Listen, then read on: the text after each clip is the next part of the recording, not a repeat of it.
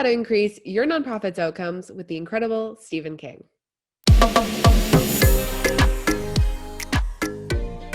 Hi, and welcome to Driven's Fundraising Superheroes podcast. I'm your host, Sabrina Shishente, and as an innovator in nonprofit technology, our team at Driven is here to help you unlock your true fundraising potential. Our software does everything from donor, volunteer, member, and even event management. So if you're looking for a true all-in-one system to help you get the most out of your organization, be sure to check us out at trustdriven.com. Everyone is looking to raise more, do more, and reach more people, but how do you actually increase your impact? That is the question Stephen King answered while working as the executive director for Amnesty International USA, where he raised over $20 million in 1 year. Now he founded Growth Force, an organization helping nonprofits and businesses reach their true potential through their financials. So thank you so much, Stephen, for coming onto the show. Thanks, Sabrina, for having me. It's great to be here. So you helped Amnesty International raise over $20 million, which is incredible. And before that, you worked as the CFO, assisting the organization in growing 300%. So those are incredible accomplishments. Can you tell us a little bit more about the mindset you had while working there?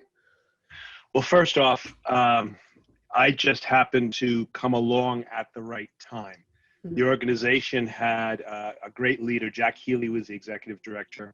He had this vision of, it was right when Live Aid and Farm Aid and all the aid concerts were just starting, and he hooked up with Bono from U2, who's obviously Irish, and Jack is Irish, and I'm Irish. And but they went along and did a Conspiracy of Hope tour in 1986, and then 2 years later in 1988 they did a Human Rights Now tour, a worldwide tour, and that's why Amnesty grew from 6 million to 18 million, thanks to Sting, Peter Gabriel, U2, Bruce Springsteen, Youssou N'Dour, Tracy Chapman. I mean, a lot of really great friends. So I was a volunteer at the time. I was a coordinator of the high school students in New York, New Jersey, and Connecticut, and I was also a manager of accounting system design at Ernst & Young. And I got this call asking if I could help out this new client of Ernst & Young's, a nonprofit that had rapid growth and needed an accounting system. And I was a specialist in designing accounting systems. And lucky for me, Ernst & Young didn't want the account. They don't do nonprofits. It's not how what Ernst & Young did in the New York office. Basically said, we're going to pass. And this is a God thing. I had just given notice that I was going to leave. I gave 2 months notice. I was starting my own CPA firm, and I was already heavily involved on the human rights side with the students and the human rights activists. And now I got a chance to meet the senior leadership on the finance side. And short story long, the answer to your question is my mindset was gratitude. And I was 29 years old, and Jack and Kurt and Jessica North asked me to be the deputy executive director for finance and administration. And I just happened to have the right skills for that job, which is kind of put infrastructure in place for rapidly growing organizations. So I think the mindset was gratitude. Definitely. It sounds like it was almost perfect timing. Like it was, I don't want to say luck, but like the universe put everything in place. Yeah, I was blessed.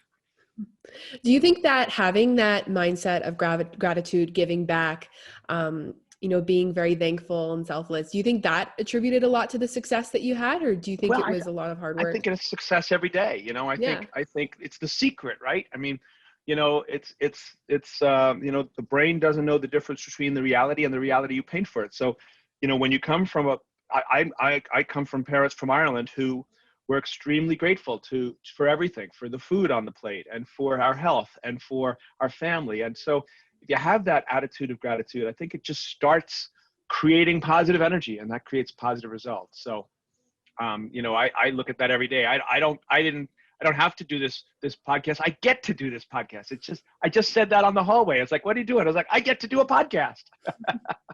So, I don't know if that answers your question, but that's kind of where I started with this. That's fantastic. Yeah. Having a positive attitude makes the world of a difference, for sure. Yeah. So we talked a little bit before this interview about the work that you do at Growth Force and all the amazing accounting possibilities that you help both businesses and nonprofits unlock.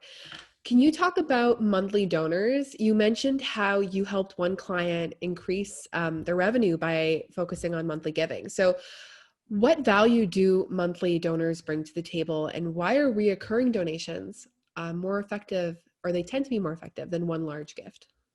Well, I think first, it goes back to a recognition that nonprofits are harder to run than for-profits. And I've done both. And they're way harder to run than nonprofits. I mean, you have seasonal cash flow is the number one issue, right? You have a gala at the end of the year. You might have a golf outing in the spring. And then by the time you get to July and August, we see it in our clients all the time. It's tough. And so that seasonal cash flow, the best way to solve that, in my mind, is to implement what is called a sustainer program, right? Monthly giving program. And, one of the things that I'm really passionate about. So I got to be the CFO for 4 years. And then at age 33, I went to Jack and said, all right, I'm ready to be executive director of a nonprofit organization. He said, okay, you need to learn how to raise money because that's the job of an ED. And so I thought, okay, well, that's never going to happen. So 2 weeks later, the director of development quit. And he said, why don't you take over? I'm like, I'm an accountant. I'm a CPA because I've heard you speak. You can raise some money. We'll teach you how. And so I got thrust into the job of director of development right when we hit about 18.5 million in revenue. And I loved it. I really loved it. I loved really helping to build the case statement and learning who are what's the connections that donors have with the organizations, and how do you build more of them, and how do you connect with the ones you've got. But what I really found difficult was, I remember going to see a donor, Anne was her name, in New York City, which was nice. I didn't have to travel. And I got my new suit and I'm visiting with her. And I said, I'm here to talk to you about renewing your gift for $500,000 for our work for human rights in China, which I know is what she really wanted to donate to. And she said, well, how did the $500,000 that I gave you last year change the human rights abuses in China? And I didn't have a great answer for her. I remember I said, well, imagine if Amnesty International didn't exist. What would it be? Who would be shining a light on torture? And that was the best I could come up with. And ever since then, I've been really focused on how do you show the donors the tangible result of their gift? Because the Society of Fundraising Executives says, if you can show the donor the tangible result of the gift, what's the ROI from their contribution? What's the outcomes that happen as a result of their donation? You're going to get more higher average gifts. You're going to get more frequent gifts. You're going to raise more money. And when you combine that with an approach to convert annual givers into monthly givers, if you show those monthly givers what they get for their dollar, then you're going to have donors who are happy to give you $50 a month or $500 a month. And what I like to suggest to clients is take your annual donors. It doesn't matter if it's $500 a year or $5,000 a year. Divide it by 10 and ask them to give you that amount every month. And since there's 12 months in a year, you'll increase your giving by 20%. So if you take a $1,000 donor and you say, can you give us, instead of $1,000 at the end of the year, can you give us $100 a month? And then show them, what will $100 a month get? What will they be able to do? We work with the Village Learning and Achievement Center. That's an organization that helps adults with learning disabilities to build an inclusive life. Mm-hmm. And it takes $36 a day to deliver all the programs for one villager. And so we're able to say to somebody, if you give us $108 a month, you're paying for 3 villagers. And so when you see them on the bus, because we have vans running all over Kingwood, Texas, you'll know that you're paying for 3 people to have their seat on the bus to drive them to their vocational training or their job at Starbucks or at the supermarket as a bagger or just, in the sandwich store, and help them live an inclusive life. And when you show the donors the tangible result of their gift, and you can make it easy for them to do that, you don't even have to take credit cards to pay the credit card fee. You can just or ACH their bank account. People are happy to do it if you make it easy for them.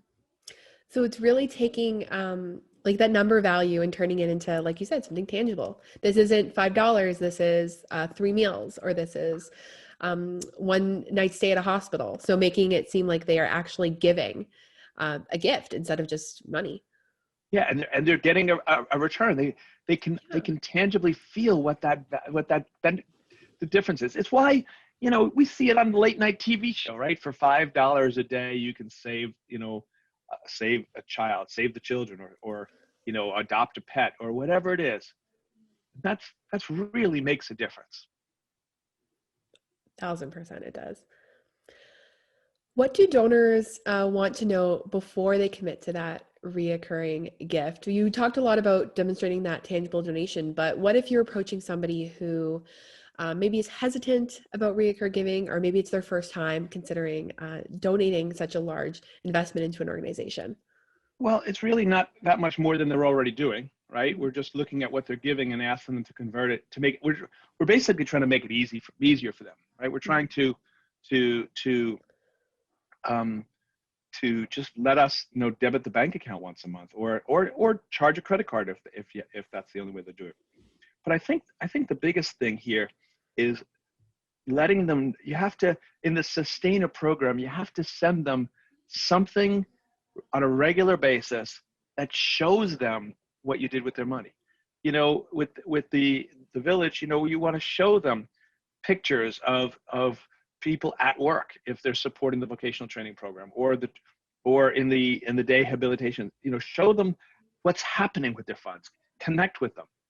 And I also like, me personally, I like to know that I'm not going to get a whole bunch of fundraising appeals, and you're going to waste my money on stamps and labor to send it, and the paper and all that writing.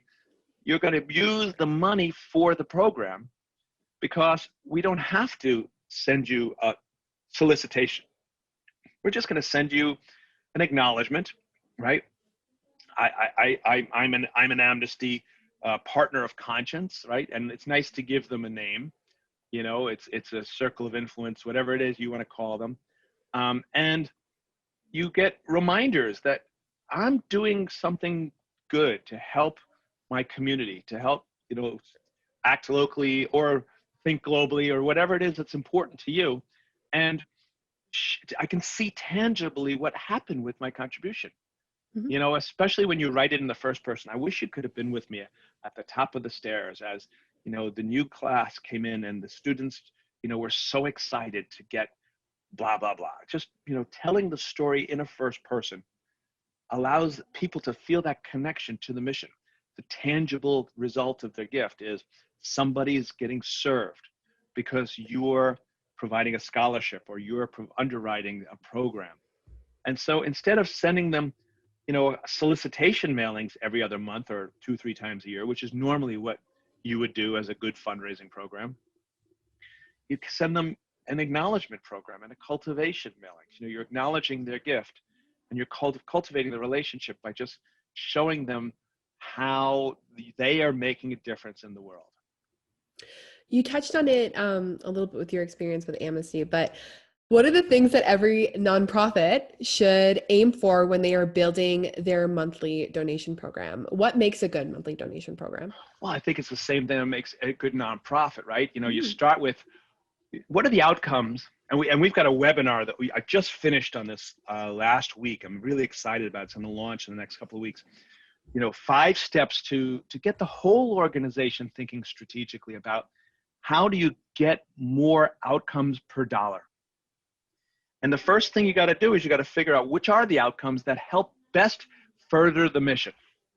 Do an analysis of which, and we've got a little stack ranking chart that we've created where you identify which ones help you create better outcomes for the people you serve, increase the quality of the service, or which ones increase the quantity of people you can serve more people, or which ones help you bring in money. You're getting paid fees for your services, or these are things that your donors are willing to fund.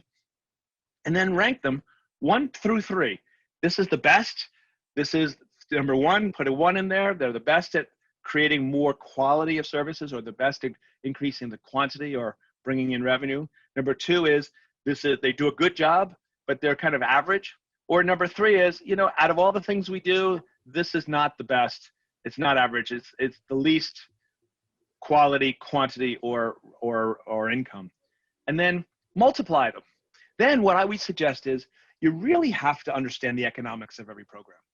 Mm-hmm. You have to be able to look and see, what does it cost you to deliver those services? We do a whole, what's really cool is we're able to take things that used to be only available to Fortune 1000 companies, right? When I was at Ernst & Young in the 80s, I'm dating myself here. This activity-based costing was a big concept, and it was really only available if you had, millions or billions of dollars. Now, anybody with QuickBooks and an iPhone can track time, and then when you run the payroll, automatically allocate the payroll to the programs that people have worked on based on what they filled out in their timesheets. And that lets you see the cost of each program, of each service, of each department, of the work that you do. Mm-hmm. And when you compare that cost with the revenue, now you can see what's the economics of each program. And when you compare which outcomes best further the mission in step 1 and the economics in step 2, now you can start to figure out, all right, which program should we stop? Which program should we start? And which program should we continue? Because right now, post-COVID, the world has really changed. Mm-hmm. And so it's a great opportunity to come here and figure out what worked and what didn't. And we're seeing a lot of really smart organizations focusing on taking advantage of the things that worked. Telemedicine is here to stay. How do you look at new ways of doing everything and be innovative? And then use data to help you figure out that stop, start, and continue. And then you can go to your donors and say, okay, here's the plan. Will you fund it? And if you can, you can see the numbers in terms of outcomes, how effective each program is. And then in terms of dollars, it's very hard to resist it when you support an organization, when they can show you those numbers, the data. Mm-hmm. Yeah, because the data doesn't lie. Data doesn't lie. Mm-hmm. We talked a lot about large level donors, and I know that you have a lot of experience with those, but does approaching a mid-level donor and asking them to divvy up their donation monthly, does that work as well? Do you think that could be just Any as size effective? donor. I mean, it could be $15 a month, right? It doesn't matter what the size is. It's, this is the beautiful part with the donor software that our clients use and all the integration with QuickBooks. You could just put it on a recurring debit and it just goes right in against their bank account. I mean, we've got some clients that make a lot of money. The average gift, I mean, even with Amnesty, our average donor was if I remember correctly, was like $18 a month. That's grassroots. We're a grassroots organization. So it's not just the major donors. It's all donors that want to see the tangible results of the gift. And, and what's really interesting is if you look at Giving USA, the statistics are staggering. I'm always amazed when I talk to a new executive director who says, we get our grants come from foundations or government grants. And so, we focus on there because that's where all the money is. And the statistics are actually the exact opposite. Foundations are a very critical source, but the money's in personal solicitation. Almost 80% of all giving comes from individuals. And so, the organizations that build a donor base, that have individuals that sustain them, that are really committed to them, are a much better shape than the ones that have large foundations that write big six-figure checks and most of those checks don't happen until the fourth quarter. It's very difficult to do a budget, to do a forecast, if you're counting on 60, 70% of your money to come in October and November. And you won't even get any indication about whether or not you're going to get the money until October and November. And so what I suggest is, the message to the donors, to the members, to the individuals who are personally committed to you, is this allows you to be able to count on that cash flow to make payroll. If you got seasonality in your fundraising, and every nonprofit does, this eliminates that seasonality. it helps you be able to, if you know that you're going to be able to bring in, $5,000 a month, you know that you can count on paying for, a person's salary every single month. And that allows you to really invest for the long term and build programs that are sustainable. Yes. Yeah. I think COVID really made that point come to surface for a lot of people, especially at the beginning when I was talking to organization leaders. They were saying, now our focus is on sustainability. We realized that not integrating to new software wasn't sustainable. We were falling behind. We realized that some of the programs that weren't, delivering on a good ROI, although they were fun, they are not sustainable. So I think that your approach is really, really important, especially now. Yeah, I mean, I mentioned how nonprofits are so much more difficult to run than for-profits. It's not just the seasonality of the cash flow, but nonprofits have a board of directors. Very few of our for-profit clients have boards, unless they're got outside investors. And there's watchdogs looking over your shoulders.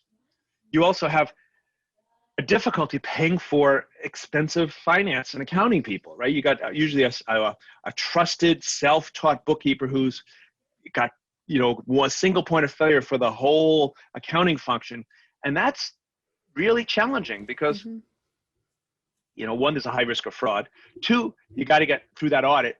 And the board should get board reports that are strategic in nature. And, one of the things that I find fascinating here is how many nonprofits deliver their board a budget versus actual report of the income statement. Right, and they'll give them a 3-page report that's got a detailed P&L, a statement of financial activities. And what happens then at the board meeting? And I've seen it 1,000 times.